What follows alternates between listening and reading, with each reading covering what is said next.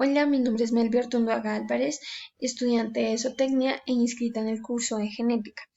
Voy a hablar sobre los cruzamientos mendelianos. Como introducción, tenemos dentro de los estudios e inicio de la genética se conocerá la definición de la misma y de los cruces mendelianos, mostrando con ello los principios de la probabilidad y los tipos de cruces. Esto se convirtió en reglas básicas sobre la transmisión por herencia de las características de los padres a descendientes o hijos, fundamentando la herencia genética. Como objetivo general tenemos conocer los diferentes estudios realizados por Gregor Mendel, el cual con su trabajo da origen a la herencia genética. Como primer cruzamiento tenemos el cruzamiento monohíbrido o principio de segregación. Un cruzamiento es el apareamiento entre dos individuos, raza o especie de diferente sexo. Los monohíbridos es el apareamiento que se da entre dos individuos de diferente sexo teniendo una única característica fenotípica. Se realizan los descendientes que son híbridos para el carácter. En el monohibridismo hace referencia a la producción de híbridos entre variedades que difieren en un solo carácter. En la generación P o generación paternal encontramos la variación pura. En la generación híbrida o F1 encontramos la descendencia inmediata de los cruces. Y en la segunda generación híbrida o F2 es la descendencia restante de la autofecundación de la F1.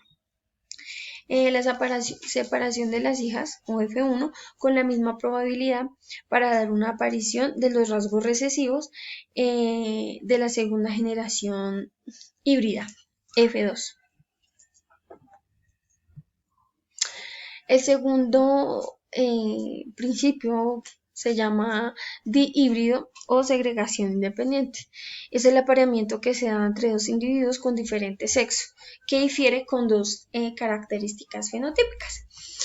Es decir, cruce planta pura que produce semillas amarillas con forma lisa. Cruce planta pura produce semillas verdes con forma rugosa. Para ello se debe realizar un procedimiento para determinar los diferentes cruces, es decir, se debe determinar los gametos sexuales masculinos y gametos sexuales femeninos. Posteriormente se debe organizar los resultados en una tabla de Punnett, como lo podemos ver aquí. Aquí en la parte superior horizontal tenemos el gameto masculino, y en la parte inferior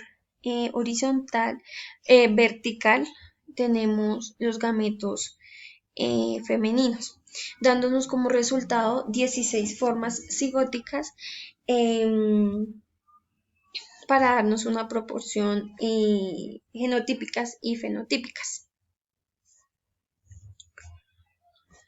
Y como tercero tenemos el retrocruce y el cruce de prueba.